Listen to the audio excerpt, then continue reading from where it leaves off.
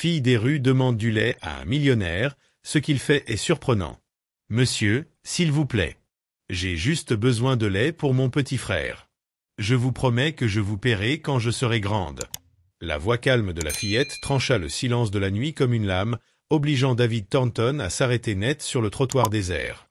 À 45 ans, cet homme d'affaires sortait d'une énième réunion frustrante dans le quartier financier. Son entreprise de technologie valait 200 millions de dollars, mais il marchait seul, cherchant à comprendre des chiffres qui ne collaient pas. Jamais il n'aurait imaginé qu'une petite fille de 6 ans, debout seule devant une épicerie, allait bouleverser le cours de son existence. Elle tenait un bébé enveloppé dans des couvertures usées. Ses grands yeux brillaient d'une détermination en contraste total avec la misère de sa situation. Elle ne pleurait pas. Elle ne mendiait pas. Elle proposait un accord, avec le sérieux d'une chef d'entreprise. « Quel est ton nom ?» demanda David, en se baissant à sa hauteur. « Destiny. »« Et lui, c'est Malik, » dit-elle en ajustant le bébé dans ses bras maigres. « Notre maman est très malade. Elle ne peut pas sortir faire les courses. » David regarda autour de lui. Il était presque minuit. Les rues étaient désertes, et cet enfant se tenait là, seul, avec un nourrisson dans les bras. Quelque chose dans sa voix digne le toucha profondément.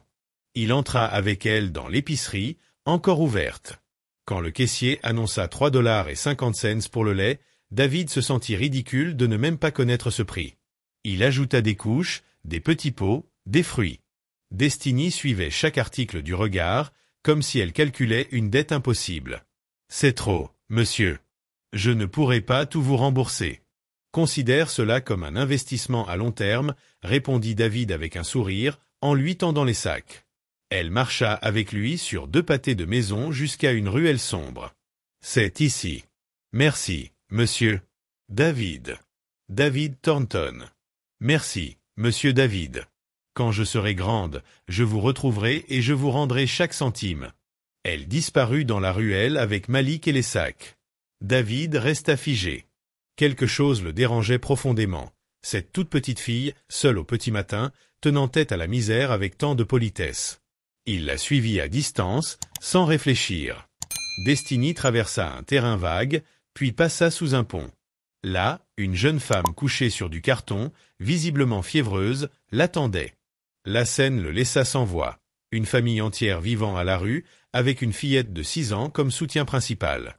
Le lendemain matin, David revint avec de la nourriture et des médicaments. « Je savais que vous reviendriez, » dit Destiny en souriant. « Maman veut rencontrer celui qui nous a aidés. » Grace, la mère de 24 ans, ne put cacher sa méfiance. Elle savait que rien n'est gratuit, surtout venant d'hommes en costume. Mais David était différent. Peut-être à cause du respect qu'il témoignait à Destiny, ou du fait qu'il ne demandait rien en retour. « Comment en êtes-vous arrivé là ?» demanda-t-il doucement. Grace hésita. « On a perdu notre appartement il y a 3 mois. Le propriétaire disait vouloir nettoyer l'immeuble des locataires indésirables. Des gens comme nous. Des gens comme vous? Mère célibataire. Noire. Sans revenu stable, murmura-t-elle comme une confession douloureuse. David sentit un frisson glacial lui remonter le dos. Et l'aide sociale? On a essayé. Mais il y a toujours un papier manquant, une signature oubliée. C'est comme si le système était conçu pour nous rendre invisibles. Les semaines suivantes, David vint chaque matin sous le pont. Destiny l'attendait toujours avec des histoires de trésors, des poupées cassées, des pièces de monnaie, des livres mouillés qu'elle tentait de lire seule. « Tu sais lire ?» demanda David. « Un peu. Maman m'a appris avant de tomber malade. » Alors, David lui apporta des livres pour enfants. Destiny les dévorait comme de la nourriture, les lisant à Malik même s'il était trop jeune pour comprendre. Cette intelligence brillante était gâchée par les circonstances les plus cruelles. Un matin, elle demanda « Monsieur David, pourquoi vous nous aidez? Les autres font semblant qu'on n'existe pas. » La question le frappa comme un coup de poing. « Parce que vous êtes une vraie famille. Vous vous protégez, vous vous aimez. J'ai beaucoup d'argent, mais je n'ai jamais eu ça. Alors peut-être qu'on peut devenir votre famille, à vous aussi ?» David sentit quelque chose se briser en lui. Cette petite fille qui avait promis de le rembourser pour du lait venait de lui offrir quelque chose qu'aucun million ne pouvait acheter. Mais ce qu'il ignorait, c'est qu'un homme observait ses visites du matin depuis des semaines. Et cet homme avait un plan bien précis, nettoyer la zone de ces éléments indésirables. Un plan qui allait tout mettre en péril. 3 semaines plus tard, David se réveilla avec un mauvais pressentiment. Il se rendit au pont plus tôt que d'habitude. Mais au lieu de trouver Destiny jouant avec Malik pendant que Grace rangeait leurs affaires, il assista à une scène glaçante. 2 policiers jetaient de l'eau glacée sur les cartons servant de lit, pendant qu'un troisième hurlait des ordres avec sadisme. Grace, trempée et grelottante, serrait Malik contre elle. Destiny, en larmes, tentait de sauver les livres offerts par David. « Je vous avais dit que les clochards ne restaient pas ici », beugla l'agent Mitchell, un homme massif, visiblement ravi d'exercer son pouvoir. « C'est une propriété privée, et vous enfreignez la loi. S'il vous plaît, monsieur l'agent, supplia Grace, la voix tremblante. Il nous faut encore quelques jours pour trouver un autre endroit. » « Quelques jours ? Vous avez eu des mois. Maintenant, prenez vos gosses et partez avant que j'appelle les services sociaux. » David vit Destiny faire face à l'agent, 3 fois plus grand qu'elle. « Nous ne sommes pas des clochards, dit-elle d'une voix ferme. Nous sommes une famille, et on prend soin les uns des autres. » Mitchell se pencha vers elle, un rictus cruel au coin des lèvres. « Tu sais ce qui arrive aux enfants trop malins ? On les envoie loin de leur mère, dans des endroits où ils apprennent à se taire. » Grace tira Destiny en arrière, paniquée. David comprit alors que cette femme connaissait bien la cruauté du système. « Les gens bien ne vivent pas sous les ponts », grogna Mitchell en ajustant son ceinturon. « Et les enfants ne grandissent pas ici. Pas si je peux l'empêcher. » Après leur départ, David s'approcha de la famille en détresse. Pour la première fois, il vit Destiny pleurer pour de vrai, serrant contre elle les pages détrempées des livres. « Ils ont tout détruit. »« Monsieur David, pourquoi ? » « Parce que certaines personnes pensent qu'elles peuvent maltraiter ceux qui ne peuvent pas se défendre. »« Ça arrive 2 fois par semaine, » murmura Grace. « Toujours le même officier. Il dit qu'on salit le quartier. Il menace de nous séparer. Et il peut le faire. Il a un badge. Nous, on n'a rien. » David sentit quelque chose de froid et méthodique se former dans son esprit. « Grace, puis-je vous poser des questions sur cet agent et sur la perte de votre appartement ? » « Pourquoi ? » ?»« Parce que je soupçonne que vous n'êtes pas les seuls à être victimes. » Cet après-midi-là, David annula tous ses rendez-vous. Il contacta Victoria Chain, une avocate spécialisée dans les violations des droits civiques. Puis, Marcus Rodriguez, un détective privé expert en corruption municipale. « C'est un schéma connu, » expliqua Marcus. « On expulse systématiquement les familles vulnérables des zones visées par la gentrification. Des flics comme Mitchell font le sale boulot. Pour qui ? Greenfield Development Corporation. Ils rachètent les terrains à bas prix après nettoyage. Et que gagne Mitchell ? Des primes pour chaque famille qui part volontairement. Nous avons suivi 15 cas similaires en 6 mois. Pendant que son enquête avançait, David continuait à visiter la famille. Destiny ne courait plus vers lui. Elle se contentait de lui faire un signe discret. « Monsieur David, dit-elle un après-midi, maman dit qu'on devra peut-être quitter la ville. »« Pourquoi ? » ?»« Parce que l'homme en uniforme a dit que si on partait pas, il allait mettre Malik et moi dans des foyers différents, loin de maman. » David sentit une douleur le traverser. Il s'agenouilla devant elle. « Destiny, tu me fais confiance ? » ?»« Oui. »« Alors crois-moi quand je te dis que personne ne vous séparera jamais. »« Jamais. Comment tu peux en être sûr ? » David sourit. Un sourire dangereux. Parce que les gens comme l'agent Mitchell ne sont courageux que face à ceux qui ne peuvent pas se défendre. Et nous, on va se défendre. Je n'ai jamais affronté quelqu'un disposant de mes ressources. Grace s'approcha, ayant entendu la conversation. « Monsieur David, nous ne voulons pas que vous ayez des ennuis à cause de nous. Grace, j'ai 200 millions de dollars et des avocats capables de ridiculiser Mitchell. Le problème n'est pas de m'en prendre à lui, mais qu'il ait choisi la mauvaise famille à intimider. » Ce soir-là, David était dans son bureau quand Victoria l'appela. « David, nous avons découvert quelque chose d'énorme. Mitchell ne se contente pas d'expulser des familles. Il falsifie des documents pour justifier le retrait d'enfants, qu'il revend ensuite à des agences d'adoption privées. Combien d'enfants ? 12 au cours des 2 dernières années. Tous issus de familles noires ou latinos vulnérables. David serra les poings. Il ne s'agissait plus seulement d'expulsions illégales, mais d'une séparation familiale délibérée à des fins lucratives. Victoria, combien de temps pour monter un dossier fédéral avec tes ressources? 2 semaines. Et je peux garantir la protection immédiate de Grace et des enfants dès demain. David regarda par la fenêtre en direction du pont où sa nouvelle famille dormait sur du carton humide. Dans 2 semaines, Mitchell et ses supérieurs découvriraient qu'ils s'en étaient pris à la mauvaise personne. Ce qu'ils ignoraient, c'est que David Thornton avait passé 20 ans à bâtir un empire avec stratégie et ressources illimitées. Et pour la première fois, son objectif dépassait de loin le profit.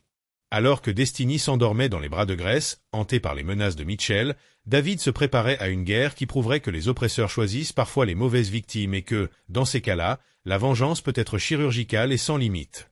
Le lendemain matin, David se réveilla avec un calme qu'il n'avait pas ressenti depuis des années. Alors qu'il buvait son café dans son Pantouse, il ne pensait ni aux rapports financiers ni aux réunions de la journée.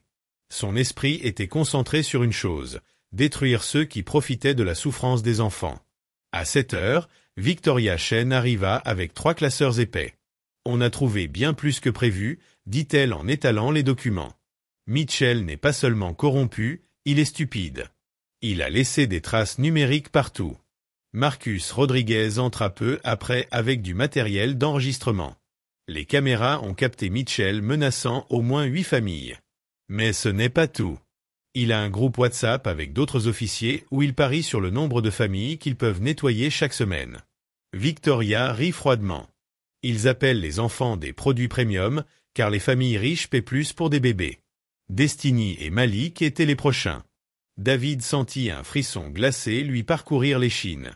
Il ne s'agissait pas seulement d'expulsion, c'était un enlèvement institutionnalisé. Quelle quantité de preuves avons-nous? Assez pour faire tomber tout le département, répondit Marcus. Mais vous vouliez quelque chose de plus personnel. Exactement. Mitchell va apprendre ce que signifie s'en prendre à ma famille. Pendant que David préparait la chute de Mitchell, ce dernier poursuivait son manège. L'après-midi, il se rendit sous le pont, accompagné d'une travailleuse sociale corrompue. « Madame Grace, dit-elle avec un faux sourire, je suis Sarah Williams des services de protection de l'enfance.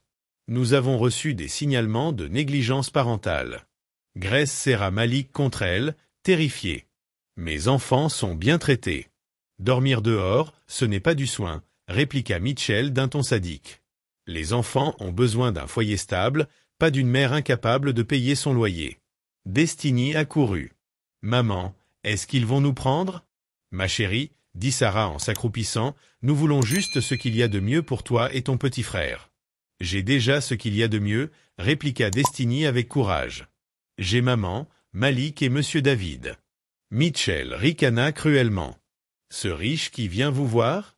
Il va se lasser de vous, comme les autres. Les gens comme lui ne se soucient pas de ceux comme vous. » Ce que Mitchell ignorait, c'est que tout était enregistré en haute définition. Et surtout, il venait de commettre l'erreur fatale, sous-estimer son véritable adversaire.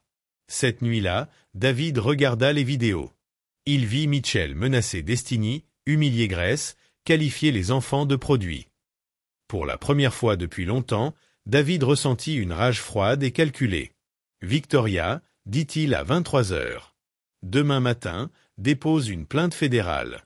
Trafic humain, corruption, violation des droits civiques, tout. Et la famille? Mitchell pourrait devenir dangereux. Elle sera en sécurité. Parce que demain, ils emménagent chez moi. Tu es sûr? Cela pourrait compliquer le dossier. Je ne demande pas ton avis, Victoria. Je t'informe. » Le matin suivant, David arriva sous le pont avec 2 avocats, un camion de déménagement et les papiers de tutelle temporaire. « Monsieur David, c'est trop, » dit Grace, confuse. Grace, dans 48 heures, Mitchell comprendra qu'il s'en est pris à la mauvaise famille. Vous devez être en sécurité d'ici là. Destiny tira sur sa manche. « Monsieur David, tu vas vraiment nous protéger? Tu me fais confiance, Destiny? » « Oui. » « Alors crois-moi, le méchant ne vous fera plus jamais de mal. » Grace vit dans les yeux de David une détermination rassurante, mais aussi quelque chose de plus sombre que des gens comme Mitchell ne soupçonnaient pas chez un entrepreneur sentimental. Alors que la famille rassemblait ses maigres affaires, David reçut un message de Marcus. Mitchell vient d'écrire qu'il a 2 nouveaux produits à récupérer. David répondit. Laisse-le croire qu'il contrôle encore les choses. Demain, il apprendra la différence entre intimider des familles sans défense et affronter quelqu'un avec des ressources illimitées. En portant Malik jusqu'à la voiture, David songea à la façon dont tout avait changé à cause d'une petite fille qui avait demandé du lait au beau milieu de la nuit. Mais en voyant Destiny tenir la main de Grace, il sut qu'il referait tout, sans hésiter. Ce que Mitchell ne comprenait pas, c'est qu'il avait transformé un homme d'affaires prospère en quelque chose de bien plus dangereux. Un père protecteur avec 200 millions de dollars et aucune limite pour défendre sa famille. 2 jours plus tard, l'agent Mitchell se réveilla, croyant vivre une journée normale. À 8 heures, un appel du capitaine Morrison le somma de venir immédiatement au poste. Il y trouva 3 agents des affaires internes, 2 agents fédéraux, et à sa grande stupeur, Victoria Chen, la juriste en droit civique la plus redoutée de la ville. « Agent Mitchell, dit le capitaine, connaissez-vous Maître Chen ?» Victoria activa une tablette. « Reconnaissez-vous ces images ?» Le sang de Mitchell se glaça. On le voyait en HD verser de l'eau glacée sur les affaires de Grace, menacer de séparer les enfants, utiliser un langage abusif. L'audio était limpide. Où avez-vous obtenu cela? Caméras installées légalement dans un lieu public, répondit Victoria, sourire froid. Et ce n'est que l'entrée. La vidéo suivante montrait Mitchell se vantant de primes pour le nettoyage de familles indésirables. 52 familles, dit un agent du FBI. 52 familles que vous avez terrorisées. Victoria lança un enregistrement. J'ai récupéré 2 produits premium. La fille a 6 ans. Parfait pour les familles riches. Le garçon est utilisable aussi. Des produits premium? Demanda Victoria. C'est ainsi que vous appelez des enfants? Mitchell vacillait. Victoria montra ensuite des captures d'écran du groupe WhatsApp. Tu ne peux pas virer 5 clodos d'ici vendredi, Luel. Moi j'ai séparé 2 gosses hier. Prime doublée ce mois-ci.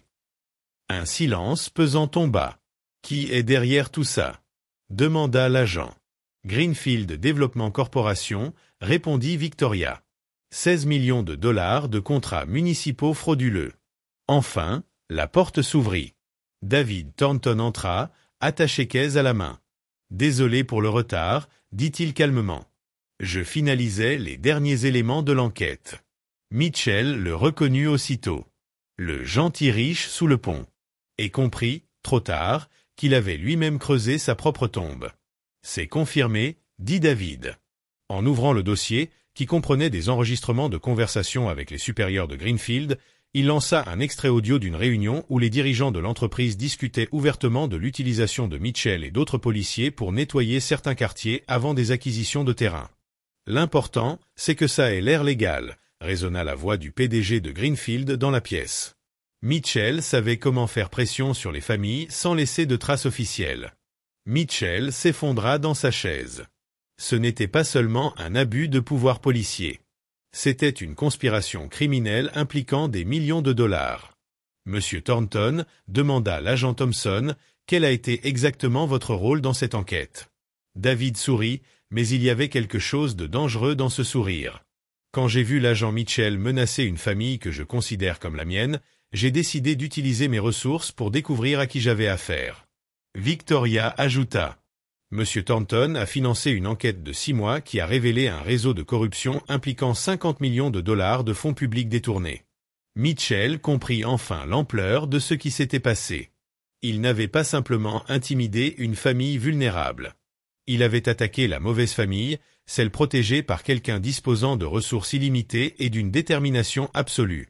Agent Mitchell, dit David en s'approchant de la table, vous souvenez-vous de ce que vous avez dit à Destiny, le dernier jour?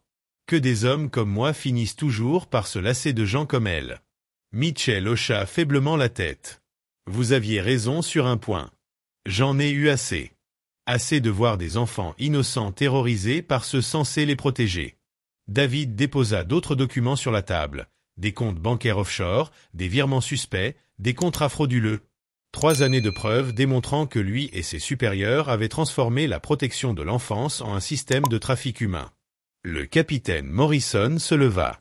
Agent Mitchell, vous êtes immédiatement suspendu. Vous serez inculpé d'extorsion, de trafic d'êtres humains, de corruption et de violation systématique des droits civiques. Mitchell tenta de parler, mais ne réussit qu'à murmurer. Comment avez-vous obtenu tout ça? David se pencha vers lui. Vous avez complètement sous-estimé votre adversaire. Vous pensiez avoir affaire à une famille sans défense et à un homme d'affaires naïf. Victoria ajouta. Monsieur Thornton dispose de 200 millions de dollars, d'une équipe de 15 avocats spécialisés et d'enquêteurs privés dans 3 États. Vous avez choisi le mauvais ennemi. Alors qu'on emmenait Mitchell menotté, il entendit David dire à l'agent Thompson. J'ai encore plus de preuves concernant d'autres agents impliqués, ainsi que sur la façon dont Greenfield a utilisé des fonds de logements sociaux pour financer des projets privés. Cet après-midi-là, alors que l'opération anticorruption la plus importante de l'histoire de la ville faisait la une des médias, David était chez lui, regardant Destiny apprendre à Malik à dessiner des fleurs dans le jardin. Monsieur David, demanda Destiny, est-ce que le méchant homme ne fera plus jamais de mal à personne? Plus jamais, ma chérie. Ni lui, ni ceux qui l'ont poussé à faire le mal. Grace arriva avec une tasse de café. David, je ne sais pas comment te remercier. Tu n'as pas à me remercier de protéger ma famille, répondit-il doucement. Destiny leva les yeux de son dessin. Est-ce qu'on est vraiment sa famille? David s'accroupit à ses côtés. Vous êtes la seule vraie famille que j'ai jamais eue. Alors que le soleil se couchait sur la ville, David repensa à cette simple phrase. Monsieur, j'ai besoin de lait pour mon petit frère, qui avait changé toute sa vie. Destiny lui avait appris que la famille n'est pas quelque chose qu'on achète, mais qu'on choisit. Et lorsqu'on menace cette famille, on découvre que la protection n'a pas de prix. Parfois, les puissants oublient que d'autres, encore plus puissants, les observent. Et lorsque ces derniers décident d'agir, la justice ne se manifeste pas seulement par une punition, mais par une transformation totale de la réalité. Mitchell pensait s'en prendre à une famille vulnérable. En réalité, il avait réveillé un géant endormi qui allait réécrire les règles du jeu pour toujours. 6 mois plus tard, David se réveilla au son des rires venant du jardin. Par la fenêtre, il vit Destiny apprendre à Malik à marcher sur la pelouse pendant que Grace plantait des fleurs choisies pour ressembler au dessin de sa fille. « Papa David !» s'écria Destiny en courant vers lui. Chaque fois qu'il entendait ce mot, son cœur s'accélérait. Grace sourit en essuyant la terre de ses mains. Elle insiste pour t'appeler ainsi depuis que tu as signé les papiers d'adoption. David s'agenouilla pour enlacer Destiny. Et moi, j'insiste pour dire que c'est le plus beau mot que j'ai jamais entendu. Pendant ce temps, Mitchell découvrait que la justice a une mémoire longue et une précision chirurgicale. Condamné à 15 ans de prison pour trafic d'êtres humains et corruption, il passa ses premiers mois à essayer de comprendre comment un homme d'affaires sentimental avait anéanti sa vie en quelques semaines. Dans la même prison où les familles qu'il avait séparées venaient rendre visite à leurs enfants placés, Mitchell comprit que la réputation est comme du cristal. Une fois brisée, elle ne se répare jamais. De son côté, Greenfield Development Corporation perdit tous ses contrats, fut condamné à 120 millions de dollars d'amende et ses dirigeants découvrirent qu'on ne peut pas profiter de la souffrance humaine sans en payer le prix. Un prix bien plus lourd que l'argent, la liberté. Monsieur David, dit Destiny en aidant à préparer le dîner ce soir-là, ma maîtresse m'a demandé ce que je voulais faire quand je serai grande. Et qu'as-tu répondu? Que je voulais aider d'autres familles comme la nôtre, celles que les gens font semblant de ne pas voir. David arrêta de couper les légumes et regarda cette petite fille de 6 ans qui avait bouleversé sa vie. Tu sais que tu peux devenir ce que tu veux, n'est-ce pas? Oui, mais je veux être comme toi. Quelqu'un qui utilise son pouvoir pour protéger ceux qui en ont besoin. Grace, assise à table avec Malik sur ses genoux, sourit. Elle a raison, David. Tu nous as appris que la famille, ce n'est pas une question de sang, c'est une question de choix et de soins. Ce soir-là, en bordant Destiny dans sa chambre remplie de livres et de dessins colorés, David repensa à l'ironie de la vie. Il avait passé 45 ans à accumuler de la richesse en croyant qu'elle lui apporterait le bonheur. Pour finalement découvrir que la vraie richesse lui avait été offerte par une petite fille qui lui avait simplement demandé du lait pour son frère. « Papa David », murmura Destiny à moitié endormi, « merci de nous avoir choisis comme ta famille. Merci de m'avoir appris ce que signifie vraiment le mot famille, ma princesse. » 6 mois après le procès, David reçut un appel inattendu. Le maire lui proposait de créer un programme municipal de protection des familles pour empêcher que d'autres enfants ne vivent ce que Destiny avait vécu. « J'accepte », répondit-il sans hésiter. Mais à une condition. Laquelle? Je veux que ce soit Destiny qui coupe le ruban lors de l'inauguration. C'est elle qui m'a appris que protéger les familles n'est pas de la charité, c'est une responsabilité. Le jour de l'inauguration du centre de protection familiale Destiny, des centaines de personnes se rassemblèrent pour voir une fillette de 6 ans couper le ruban d'un projet qui allait transformer des milliers de vies. David observait depuis l'arrière, tenant Malik sur ses genoux, tandis que Grace tenait la main libre de Destiny. « Maman », chuchota Destiny à Grace, « est-ce qu'on aide vraiment d'autres familles à ne pas vivre ce qu'on a vécu? » « Oui, ma princesse. Et c'est grâce à ton courage d'avoir demandé de l'aide à la bonne personne. » Lorsque les caméras filmèrent David essuyant ses larmes à cet instant, tout le monde comprit que cette histoire n'était pas celle d'un millionnaire sauvant une famille, mais celle d'une famille qui avait sauvé un homme qui possédait tout, sauf l'essentiel. Depuis sa cellule, Mitchell, en regardant les infos, comprit enfin la leçon qui lui avait coûté sa liberté. Lorsqu'on choisit de terroriser les plus faibles, on découvre parfois qu'ils ne sont pas aussi faibles qu'on le croit. David avait appris que la vraie richesse ne se mesure pas en millions, mais en éclats de rire dans le jardin, en câlins sincères, et en entendant un enfant courir vers soi en criant « Papa !» Quant à Destiny, elle comprit que parfois, le simple courage de demander de l'aide peut apporter bien plus que ce qu'on espérait. La petite fille qui avait promis de rembourser une bouteille de lait avait, en réalité, offert bien plus. Elle avait appris à un homme perdu que la famille est la seule richesse qui grandit lorsqu'elle est partagée.